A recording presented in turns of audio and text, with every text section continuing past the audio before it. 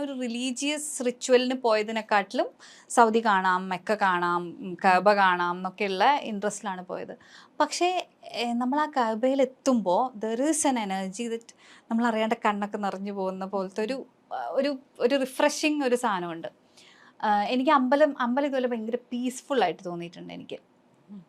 ഈ വിളക്കും അതിൻ്റെ ഒരു ഇതും മണിയുടെ ശബ്ദമൊക്കെ ഡിഫറെൻ്റ് ആണ്. ഓഫ് കോഴ്സ് ദ എനർജീസ് എനിക്ക് ഫീൽ ചെയ്യുന്ന എനർജി ഡിഫറെൻ്റ് ആണ്.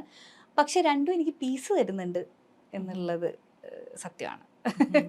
ഇപ്പൊ മോനുണ്ട്, അപ്പോൾ മോൻ ഏതെങ്കിലും ഒരു പർട്ടിക്കുലർ റിലീജിയനിലെ വിശ്വസിച്ച് ആ രീതിയിലാണോ അവനെ ഗ്രൂം ചെയ്തെടുക്കുന്നത്? ഇല്ല, അവൻ വന്ന് ചോദിക്കാറുണ്ട് എൻ്റെ റിലീജിയൻ ഏതാന്ന് ചോദിച്ചു. അപ്പൊ ഞാൻ പറഞ്ഞു ഹ്യൂമൻ ആണെന്ന് പറയണേ, വേറെ ഇല്ല എന്ന് പറയണം എന്ന് പറഞ്ഞു. അപ്പോൾ ഓക്കെ, അപ്പോൾ ഹിന്ദു, ക്രിസ്ത്യൻ, മുസ്ലിം അങ്ങനെ ഇല്ലേ? അപ്പൊ ഞാൻ പറഞ്ഞു അത് മാത്രമല്ല മോനു, വേറെ ഒരുപാട് റിലീജിയൻസ് ഉണ്ട്. അപ്പൊ അതിനെപ്പറ്റി ഫസ്റ്റ് പഠിച്ചിട്ട് if you want follow something you can follow എന്ന് പറയാറുണ്ട്. ഇപ്പോൾ പല നടിമാരും ഞാൻ ഇന്റർവ്യൂ ചെയ്യപ്പോൾ ഇതേ കാര്യം തന്നെയാണ് പറഞ്ഞിട്ടുള്ളത്. കാരണം ഈ സെൽഫ് ഡൗട്ട് വരും, ഇൻഡസ്ട്രിയിൽ തന്നെ നിൽക്കണോ, കാരണം അവരുടെ ആ ഒരു പൊട്ടൻഷ്യൽ അനുസരിച്ചുള്ള വർക്ക് കിട്ടാതെ വരുമ്പോൾ എല്ലാവരും ചെറിയ തോതിലൊരു ഫ്രസ്ട്രേറ്റഡ് ആവും. അപ്പോഴാണ് നമ്മൾ ഈ ഹേമ കമ്മിറ്റി റിപ്പോർട്ടിൽ ഒരു പ്രധാനപ്പെട്ട ഒരു കാര്യം അതിനകത്ത് പറഞ്ഞിട്ടുള്ളത്. അതായത് ഈ പല നടിമാരും അഡ്ജസ്റ്റ് ചെയ്ത് കൊടുത്തിട്ടാണ് അവർക്ക് റോളുകൾ കിട്ടുന്നത് എന്നുള്ളൊരു, അതിനകത്ത് അങ്ങനെ ഒരു പ്രധാനപ്പെട്ട ഒരു കാര്യം ഉണ്ടായിരുന്നു. അത് കേരളത്തിൽ വലിയ രീതിയിൽ ചർച്ചയായിട്ടുണ്ടായിരുന്നു.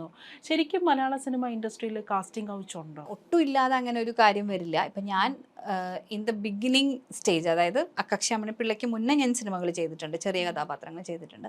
ആ സമയത്ത് എനിക്ക് ഇങ്ങനെ കുറച്ച് ദുരനുഭവങ്ങൾ ഉണ്ടായിരുന്നു. ആ സമയത്ത് സിനിമയെ വിചാരിച്ചിരുന്നതേ അങ്ങനെയാണ്. അപ്പം നമുക്ക് already we have a preconceived notion that whoever is calling us is gonna ask something like this എന്നുള്ളൊരു ഫീലിംഗ് നമുക്ക് ഓൾറെഡി ഉണ്ട്. അപ്പം മേ ബി അത് മാനിഫെസ്റ്റ് ചെയ്തതാണോ എന്ന് അറിയില്ല. I had experiences like that. പക്ഷേ കക്ഷി അമ്മിണിപ്പിള്ളയ്ക്ക് ശേഷം മേ ബി അത് ഞാൻ എപ്പോഴും ഞാൻ പറയുന്നത് അതെൻ്റെ ഒരു പ്രിവിലേജാണ്. കക്ഷി അമ്മിണിപ്പിള്ള കഴിഞ്ഞപ്പോൾ ആൾക്കാർക്ക് എന്നെ അറിയാം. സോ ഇൻ്റർവ്യൂസ് കാണുന്നുണ്ടാവും, അല്ലെങ്കിൽ എന്നെ അറിയാമായിരിക്കും. ആ അറിയുന്നത് കൊണ്ടായിരിക്കാം ചിലപ്പം എനിക്ക് പിന്നെ സിനിമകളൊക്കെ കംഫർട്ടബിൾ ആയിട്ടുള്ള എൻവയോൺമെൻറ്റിൽ വർക്ക് ചെയ്യാൻ പറ്റിയത്. പക്ഷേ ഇപ്പോൾ തുടങ്ങുന്ന ഒരാളുടെ അവസ്ഥ എന്താണ് നമുക്ക് അറിയില്ല. But I feel there is A huge difference കഴിഞ്ഞൊരു 5-6 വർഷത്തിൽ ദറ്റ് വളരെ പാഷനേറ്റ് ആയിട്ട് സിനിമ ചെയ്യണം എന്ന് മാത്രം വിചാരിക്കുന്ന ആൾക്കാരുടെ കൂടെ ഞാൻ വർക്ക് ചെയ്തിട്ടുണ്ട്. അവരത്രയും പാഷനേറ്റ് ആണ്. ഇപ്പം രഞ്ജിത്ത് സാറും ബാഹുവും ഒക്കെ അടക്കം, ഹുസൻ, ഞാൻ വർക്ക് ചെയ്ത ഒരുപാട് പേര്, അവർ രോഹിത്, എല്ലാവരും സിനിമ ചെയ്യുക എന്നുള്ളതിൻ്റെ അപ്പുറത്തേക്ക് അവർക്ക് ഒന്നുമില്ല. അങ്ങനത്തെ ആൾക്കാരെ കൂടെ ഞാൻ വർക്ക് ചെയ്തിട്ടുണ്ട്. സോ എനിക്ക് ഉറപ്പാണ് ഞാൻ വർക്ക് ചെയ്തിട്ടുള്ള ആൾക്കാരൊന്നും അങ്ങനെ ഒരു കാര്യം ചെയ്യില്ല. പക്ഷേ ദാറ്റ് ഡസൻറ്റ് മീൻ നമ്മൾ ദുബായ് കണ്ടിട്ടില്ലാത്തതുകൊണ്ട് ദുബായ് ഇല്ലെന്ന് അർത്ഥമില്ല എന്ന് പറയുന്ന പോലെ അങ്ങനെ ഇല്ല എന്നുള്ള ഒരു അർത്ഥം എനിക്കില്ല. പിന്നെ ഇതിലെ പ്രശ്നം എന്താണെന്ന് വെച്ചാൽ എപ്പോഴും ഒരു ഗ്രേ ഏരിയ ആണ്. ഇപ്പം എന്നെ ഒരാൾ വിളിച്ച് എൻ്റെ അടുത്ത് അങ്ങനെ ഒരു ആവശ്യം പറയാണ്, എൻ്റെ മൊറാലിറ്റി എന്നെ അതിന് സമ്മതിക്കുന്നുണ്ടെങ്കിൽ ഞാനത് ചെയ്താൽ എന്താ കുറ്റം എന്ന് ചിലപ്പോൾ ആൾക്കാർ ചോദിക്കും. ഐ മീൻ ലൈക്ക് ചിലപ്പോൾ അവർക്ക് മറ്റു പലതുമായിരിക്കും. അതായത് ഇപ്പൊ എന്നെ വിളിച്ച ആള്, എന്നെ വിളിച്ച ആൾക്ക് അത് എന്നെ വിളിക്കുന്നു, അപ്പൊ എനിക്കതൊരു പ്രശ്നമല്ല. I mean I don't mind. അങ്ങനെ എൻ്റെ അടുത്ത് പല ഡയറക്ടേഴ്സും അങ്ങനെ പറഞ്ഞിട്ടുണ്ട്, ആസ് എൻ അങ്ങനെ പറയുന്ന കുട്ടികളുണ്ട് എന്ന്. I mean we are ready to do anything എന്ന് പറയുന്ന കുട്ടികളുണ്ട് എന്ന്. എനിക്ക് തോന്നുന്നു അവിടെയാണ് ശരിക്കുള്ള പ്രശ്നം കിടക്കുന്നതെന്നാണ്. അത് എന്താ അപ്പം സംഭവിക്കുന്നതെന്ന് വെച്ചാൽ ഈ പറഞ്ഞതുപോലെ അവിടെ ആപ്റ്റായിട്ട് വരേണ്ട ഒരാൾക്ക് പകരം ഒരു കുറുക്ക് വഴി കൂടെ ഒരാൾ വരികയാണ്. അത് പിന്നെ 10 പേരെ ഇൻഫ്ലുവൻസ് ചെയ്യും. 10 പേര് ഇൻഡസ്ട്രി ഇങ്ങനെയാണെന്ന് വിചാരിക്കും. ആ 10 പേരും ഇങ്ങനെയാണ് സിനിമയിലേക്ക് വരിക. അപ്പോൾ അങ്ങനെ ഒരു അവൈലബിലിറ്റി ഉണ്ടാകുമ്പോൾ ടാലൻറ്റ് മാത്രം നോക്കി ചിലപ്പോൾ ഒരാൾ കാസ്റ്റ് ചെയ്യില്ല. That is very dangerous. അപ്പോൾ അതൊരു സീരിയസ് ഒരു പ്രശ്നമാണ്. ഇറ്റ് ഇസ് നോട്ട് ലൈക്ക് എൻ്റെ ബോഡി അല്ല എനിക്ക് എന്തും ചെയ്യാമല്ലോ. No, you are actually showing a very wrong example to the people who are passionately working on their craft. അപ്പോൾ അത് റോങ് തന്നെയാണ്. യു കാൺ സേ ലൈക്ക് അത് ഞങ്ങൾക്ക് രണ്ടുപേർക്കും ഓക്കെ ആയിരുന്നു. No, that's not the right way. നമ്മൾ എന്തെങ്കിലും ജോലി കിട്ടാൻ വേണ്ടി എന്താ നമ്മൾ ചെയ്യുന്ന, എക്സാം എഴുതും, അതുപോലെ ഓഡിഷൻ ചെയ്യണം, ഓഡിഷന് നമ്മൾ സിനിമയിലേക്ക് വരണം. സ്റ്റിൽ അതൊക്കെ ഇപ്പോഴും ഉണ്ടല്ലേ? I think so. I mean എനിക്ക് എൻ്റെ മുന്നിൽ അങ്ങനെ സംഭവിച്ചിട്ടില്ല ആഫ്റ്റർ അമ്മിണിപ്പിള്ള ഫോർ ഷുവർ. പക്ഷേ I think there are people like that. ഇപ്പോൾ നേരത്തെ ഇപ്പം അമ്മിണിപ്പിള്ളയ്ക്ക് മുന്നേ അത്തരത്തിലുള്ള ദുരനുഭവങ്ങൾ ഉണ്ടായപ്പോൾ ഈ ഫീൽഡിലേക്ക് പോകണോ, പ്രശ്നമാവോ, അങ്ങനെ ഒരു ഡൗട്ട് ഉണ്ടായിരുന്നു. നമ്മളെപ്പോഴും ഇങ്ങനെ ഒരു ഗാർഡ്സ് ഇങ്ങനെ വെച്ചിട്ട് നിൽക്കും, യുനോ. അത് ഭയങ്കര ഡിഫിക്കൽട്ടാണ്. നമ്മൾ വർക്ക് ചെയ്യുന്ന ഒരു ഏരിയയിൽ അങ്ങനെ നിൽക്കുന്നത് ഭയങ്കര ബുദ്ധിമുട്ടാണ്. ഞാനൊരു സിനിമ പോയി ഒരു ദിവസം വർക്ക് ചെയ്തു. ആ പ്രൊഡക്ഷൻ കൺട്രോളർ എൻ്റെ അടുത്ത് അന്ന്, അപ്പം അയാൾ വിളിച്ച് സംസാരിച്ചത് തന്നെ അത്ര സുഖം ഉണ്ടായിരുന്നില്ല. ദെൻ ഡയറക്ടറാണ് എന്നെ കാസ്റ്റ് ചെയ്തതെന്നുള്ളത് കൊണ്ട് I went and I acted 1 day. അത് കഴിഞ്ഞിട്ട് അന്ന് ഞാൻ ബിക്കോസ് ഐ നോ ദറ്റ് ഈ ആളാണ് എനിക്ക് താമസ സ്ഥലമൊക്കെ അറേഞ്ച് ചെയ്യാൻ പോകുന്നത് എന്ന് എനിക്ക് അറിയാവുന്നത് കൊണ്ട് ഞാൻ എൻ്റെ ഒരു ഫ്രണ്ടിൻ്റെ വീട്ടിൽ നിൽക്കാം. ട്രിവാൻഡ്രത്തായിരുന്നു shoot. So I said I will stay there and I will come for the shoot. ഉടനെ ഇയാൾ എന്നെ ചീത്ത വിളിക്കാൻ തുടങ്ങി. അതെന്താണ് അങ്ങനെ, നമ്മൾ വിശ്വാസം ഇല്ലാത്ത പോലെ, അങ്ങനെയാണ് ഇങ്ങനെയാണെന്ന്. പിറ്റേ ദിവസം ആക്ച്വലി ആ ഷൂട്ട് നടന്നില്ല, കുറച്ച് മെസ്റ്റപ്പ് ആയിരുന്നു ആ shoot. And I came back to Cochin and then they didn't call me. And I think he said something like ഞാൻ അവൈലബിൾ അല്ലാന്നോ മറ്റോ ഡയറക്ടർ എടുത്ത് പറഞ്ഞു. ദേ കൻ ഡു എനിത്തിങ് അല്ലേ അങ്ങനത്തെ ആൾക്കാർക്ക്, ഇടയിൽ നിൽക്കുന്ന ആൾക്കാർക്ക്. പക്ഷേ ഇപ്പം ഞാൻ ഈ ഇടയ്ക്കൊക്കെ വർക്ക് ചെയ്ത പ്രൊഡക്ഷൻ കൺട്രോളേഴ്സൊക്കെ എന്ത് പ്രൊഫഷണലാണെന്നറിയോ. ഇപ്പോൾ ഷബീർക്ക, ഡിക്സൺ ചേട്ടൻ, ഞങ്ങൾ ഉണ്ടായിരുന്ന ഷാഫി ചെമ്മാട്, വളരെ പ്രൊഫഷണൽ ആയിട്ടുള്ള ആൾക്കാരുടെ കൂടെ ഞാൻ. പക്ഷെ ഇങ്ങനത്തെ ഒരാൾ മതി. ഞാൻ അതിനുശേഷം ഐ ആക്ച്വലി ഞാൻ അത് കഴിഞ്ഞിട്ട് എനിക്ക് വരുന്നത് കുഞ്ഞു ക്യാരക്ടേഴ്സ് ആയിരിക്കുമെങ്കിൽ പോലും അതുപോലെ എനിക്ക് പേടിയായിരുന്നു ബിക്കോസ് ഓഫ് ദിസ് എക്സ്പീരിയൻസ്.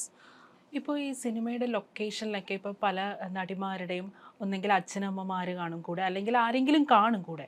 പക്ഷേ എന്നാൽ പല നടിമാരും ഒറ്റയ്ക്കാണ് ലൊക്കേഷനിലേക്കും ചിലപ്പോൾ പല ദൂര സ്ഥലങ്ങളിലേക്കും ഒറ്റയ്ക്കാണ് യാത്ര ചെയ്യുന്നത്. എന്താണ് ഷിബ്ലയ്ക്ക് തോന്നിയിട്ടുള്ളത്? ഷിബ്ലയും പല ലൊക്കേഷനിലേക്കും ഒറ്റയ്ക്കല്ലേ യാത്ര ചെയ്യുന്നത്?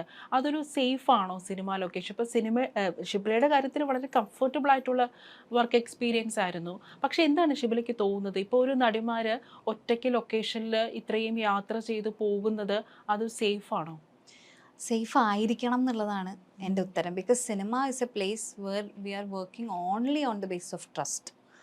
നമ്മൾ ആ വരുന്ന ഡ്രൈവർ ചേട്ടനെ തൊട്ട്, നമുക്ക് ഫുഡ് കൊണ്ടുവന്ന് തരുന്ന ചേട്ടനെ തൊട്ട്, നമ്മൾ ചിലപ്പം നമ്മളെ റൂമിലേക്ക് ആക്കുന്നത് പ്രൊഡക്ഷൻ കൺട്രോളർ കഴിഞ്ഞിട്ടുള്ള ഒരാളായിരിക്കും. അത് കഴിഞ്ഞ് നമ്മൾ പേയ്മെൻറ്റ് കാര്യം ചിലപ്പോൾ സംസാരിക്കേണ്ട വേറെ, എല്ലാവരും ട്രസ്റ്റ് ചെയ്ത് മാത്രം നമ്മൾ വർക്ക് ചെയ്യുന്ന ഒരു സ്പേസാണ് സിനിമ. അപ്പോൾ ട്രസ്റ്റ് വർത്തി ആയിരിക്കണം. അതല്ലെങ്കിൽ അത് ആക്കാൻ എന്ത് ചെയ്യണോ അത് ചെയ്യണം. എനിക്കങ്ങനെ ഈ പറഞ്ഞതുപോലെ അങ്ങനത്തെ കാര്യത്തിലൊന്നും യാതൊരു ദുരനുഭവം ഉണ്ടായിട്ടില്ല. ഞാൻ കൊറോണ സമയത്തൊക്കെ ഇവിടുന്ന് ട്രിവാൻഡ്രത്തേക്ക് ഡ്രൈവർ വന്ന് പിക്ക് ചെയ്ത്, ഡ്രൈവർ വന്ന് ഡ്രോപ്പ് ചെയ്ത് ഷൂട്ട് ചെയ്തിട്ടൊക്കെ ഉണ്ട്. പക്ഷേ എനിക്ക് വളരെ കംഫർട്ടബിളായിരുന്നു. അതെന്തെങ്കിലും പിന്നെ അച്ഛനെയും അമ്മേനെയും കൊണ്ടുപോകേണ്ട സ്ഥലമല്ലല്ലോ നമ്മുടെ വർക്ക് സ്പേസ്. നമ്മൾ ഓഫീസിൽ പോകുമ്പോൾ അച്ഛനെയും അമ്മേനെയും കൊണ്ടുപോകാറില്ലല്ലോ. അപ്പം നമ്മൾ വർക്ക് സ്പേസിലേക്ക് കൊണ്ടുപോകേണ്ട ആവശ്യമില്ല ആക്ച്വലി. പിന്നെ അവർക്ക് എന്തെങ്കിലും തരത്തിൽ അവർക്ക് ആ വറി ഉണ്ടാവുന്ന എവിടെ നിന്നാണ്? അവർ ഓഫീസിലേക്ക് പോകുമ്പോൾ നിങ്ങളെ കൂടെ വരാതിരിക്കുകയും സിനിമ ഷൂട്ടിങ്ങിന് പോകുമ്പോൾ നിങ്ങളെ കൂടെ വരികയും ചെയ്യുന്നത് എന്തുകൊണ്ടാണ്?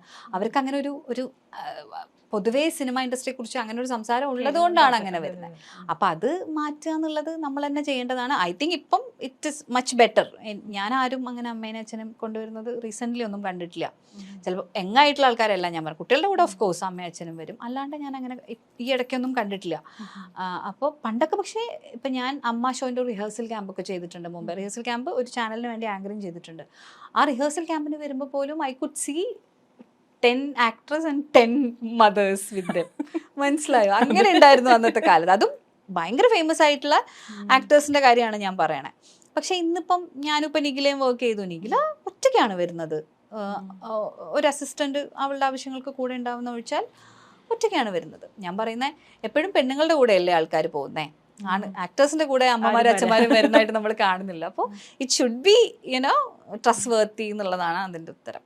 ഇപ്പോൾ ആക്ട്രസ് സമാന്ത ഒരു പ്രഖ്യാപനം നടത്തിയായിരുന്നു.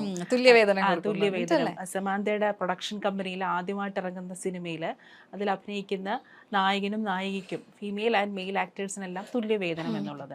ഇവിടെ ഇപ്പോൾ വലിയൊരു പ്രശ്നം നടന്നുകൊണ്ടിരിക്കുകയാണ്. പ്രൊഡ്യൂസേഴ്സ് അസോസിയേഷൻ ഈ താരങ്ങൾ ഒരുപാട് പ്രതിഫലം ചോദിക്കുന്ന വലിയ പ്രശ്നമാണെന്നുള്ള നിലയിൽ ഇപ്പോൾ നേരത്തെ മുതലേ പ്രശ്നം ഉണ്ടായിരുന്നു. ഈ സിനിമയിലെ ഫീമെയിൽ ആക്ടേഴ്സിന് തുല്യവേതനം കിട്ടുന്നില്ല, വളരെ ചെറിയ തുകയാണ് കിട്ടുന്നത് എന്നുള്ളൊരു പ്രശ്നമൊക്കെ ഉണ്ടായിരുന്നു. ശരിക്കും എന്താണ് ഷിബിലയ്ക്ക് തോന്നിയിട്ടുള്ളത്?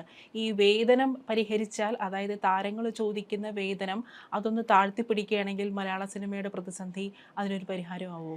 ചില ആൾക്കാർക്ക് സെൽഫ് വർത്ത് ഭയങ്കര കൂടുതലാണെന്ന് എനിക്ക് തോന്നിയിട്ടുണ്ട്.